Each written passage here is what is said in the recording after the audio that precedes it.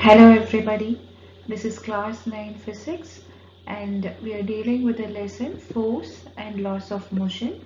In the last session we have seen about the Newton's third law of motion. In today's session we will see about an important law which is based upon momentum, which is the law of conservation of momentum.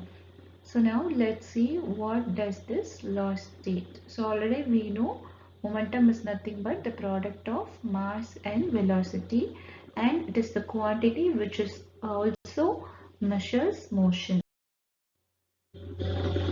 The law of conservation of momentum states that in the absence of an external unbalanced force, that is, if there is no external unbalanced force, the sum of momenta, that is, it is the plural form of momentum, is of two objects before collision is equal to the sum of momenta of those objects after collision. Okay, so it is nothing but the total momentum before collision and total momentum after collision.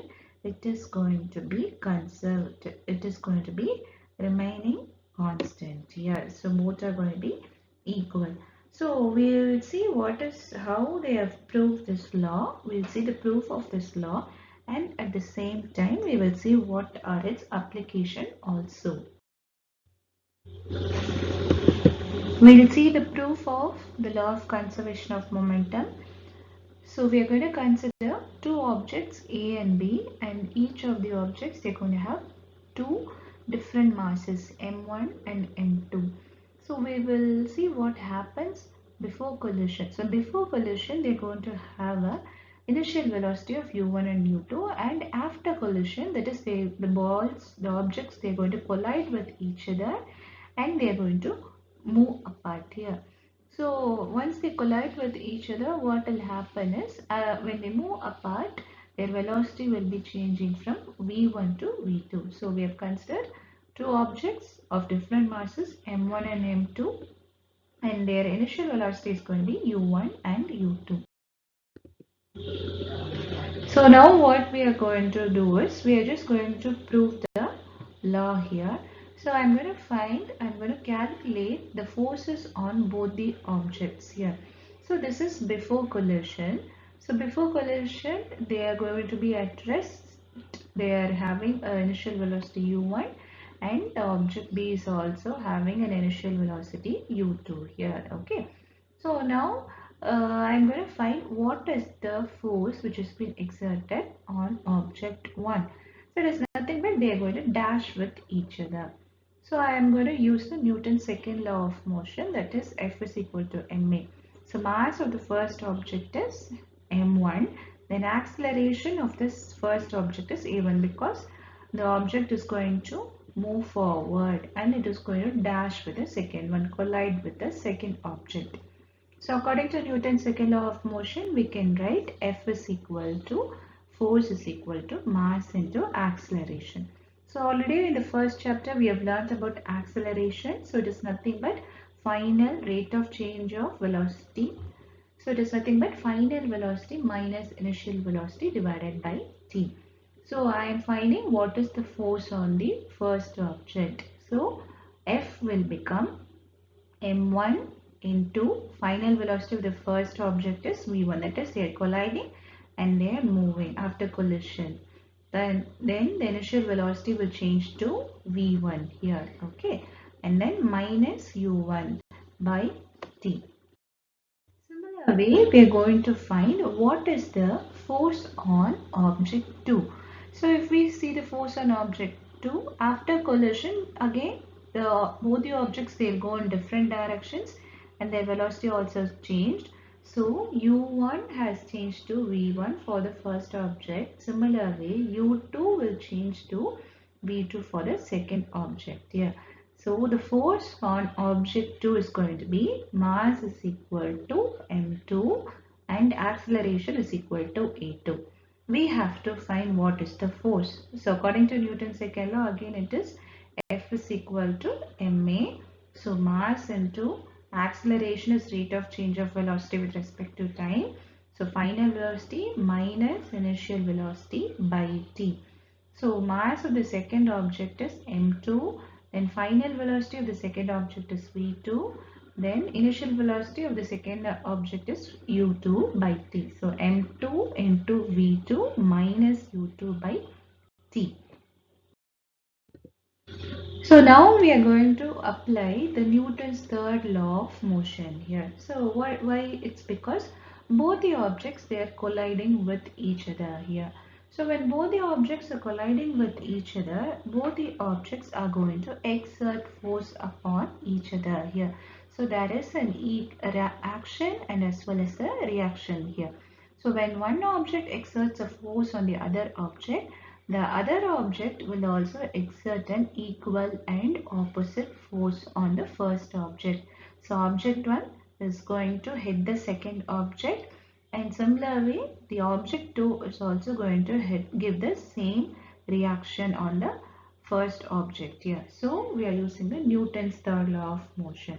So the force which has been exerted by object A will be the force exerted by object B here.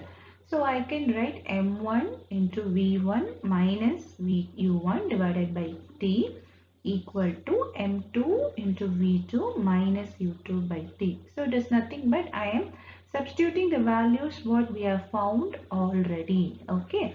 So that's what we are doing. So already in the before slides we have found the values for the force which is being exerted by object A and the force which is exerted by object B. I have found it, and we have found and we are just equating it. So now what happens is, you can see the common terms here is the time t. So we're going to cancel the time t here. So after cancelling, we will get it as m1 into v1 minus u1 equal to minus m2 into v2 minus u2. Why suddenly here we have got u minus here? So we have got minus here. It's because the forces are equal and opposite to each other here. So as they are equal and opposite to each other, you will get a minus sign. So the force exerted on the object A is equal and opposite to the force which is being exerted on object B. So now what I can do is I am going to multiply this minus sign inside. So when you multiply this minus sign inside, what will happen is it will become as plus. So minus m2 into v2 plus m2 u2 you will be getting. Now I am going to rearrange these terms here. So rearranging this, all the final velocities on one side and all the initial velocities on the other side. That is, I'm going to take this minus m2 v2. So when minus m2 v2 goes on the other side, it will become plus m2 v2 here.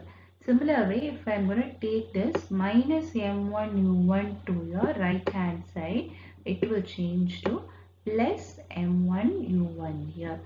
So now we know, yeah, our momentum is nothing but P is equal to, that is, mass into velocity here. So we know it already.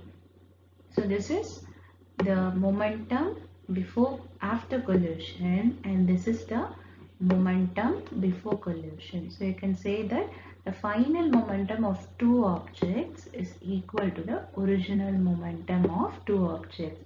So the final momentum before collision is equal to the final momentum after collision. So the momentum is conserved when an unbalanced force is acting upon the object here. So this is the proof for the law of conservation of momentum. Now we shall see the applications of conservation of momentum. The first application is a bullet and a gun. So when a bullet is fired from a gun, it recoils the gun's position. So the bullet is fired forward, it moves forward, and the gun moves backward also. So here also the momentum of bullet is equal to the momentum of gun. And we can see the collision of atoms. So when many atoms are there, they'll collide with each other. Then in the game of snooker, so snooker is nothing but the pool game or the billiards game. So on the table they will have lot of balls, and the striker will hit the ball and hit the ball with the stick, and that ball will go and hit the other ball. So there also we can see this application of conservation of momentum. Then suppose if in case of an balloon is opened, an inflated balloon is opened, what will happen? Automatically it will start flying. That is also due to conservation of momentum. So the momentum remains conserved before and after also. In any case, it's not only of collision, even if it is going to be in case of any unbalanced force is going to act upon the object. And when a cricket ball is hit by a bat, and then when the coins of carom board are hit by the striker, so in all these things we can see the application of law of conservation of momentum. Thank you, children.